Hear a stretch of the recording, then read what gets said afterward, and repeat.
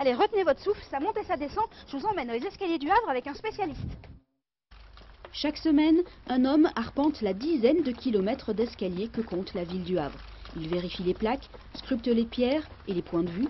Pour le plaisir, il a créé le circuit des escaliers. Je suis un amoureux du Havre et avec un ami, Olivier Plotin, nous avons décidé de créer un circuit des escaliers. Et le but, c'est de faire découvrir le Havre aux Havrais et aux touristes. En 1 heure, 1 heure et demie, ils peuvent découvrir des beaux panoramas, des villas et ils arrivent jusqu'à la mer. Les escaliers du Havre ont entre 70 et 150 ans. On en dénombre 89 qui sont de moins en moins utilisés et pourtant. Ici, on est dans la rue du Grand Escalier. C'est l'escalier le plus pittoresque du Havre. Il serpente autour de la côte et on se croirait en dehors de la ville quand on est dedans.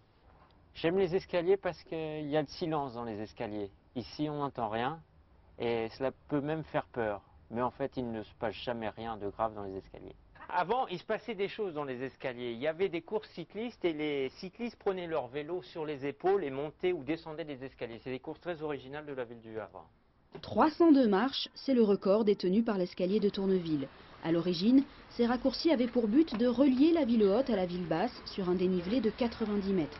Ils permettaient aussi, comme l'escalier de la Falaise, de rapprocher les belles villas de la mer. La maison d'Armand-Salacro en est le meilleur exemple. Les escaliers du Havre nous ont menés à la villa maritime, villa mythique s'il en est. Le groupe Partouche vient de racheter cette villa. Jean-Marie Tiercelin, bonjour. Bonjour. Que va-t-il se passer ? Début décembre, début des travaux pour la remise en état de la villa. Remise en état, c'est-à-dire la totalité des extérieurs, du parc et la réalisation du restaurant au rez-de-chaussée de la villa pour un budget global de 5 millions de francs. Cette maison est une véritable désolation. Ça fait 5 ans qu'elle est inhabitée. Dans 1 an, qu'est-ce qu'on va pouvoir y retrouver ? On y retrouvera un restaurant qui sera tenu par Jean-Luc Tartarin, restaurant haut de gamme pour une 60aine de couverts et les sous-sols auront été transformés en cuisine.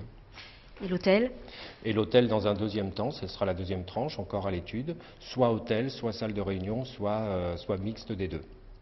Sur ces plans d'aménagement du rez-de-chaussée, donc du restaurant, on retrouve le hall par lequel on est entré. On arrive dans la salle de restaurant donc pour une 60aine de couverts. Il y aura un bar, bien sûr. La verrière actuelle, donc qui sera la véranda entièrement restaurée, deviendra un salon. Et il y aura également, qui va être créé, une terrasse pour l'été de plein air. Et comme je l'avais dit tout à l'heure, les cuisines sont entièrement au sous-sol. Il n'y a pas d'autre possibilité.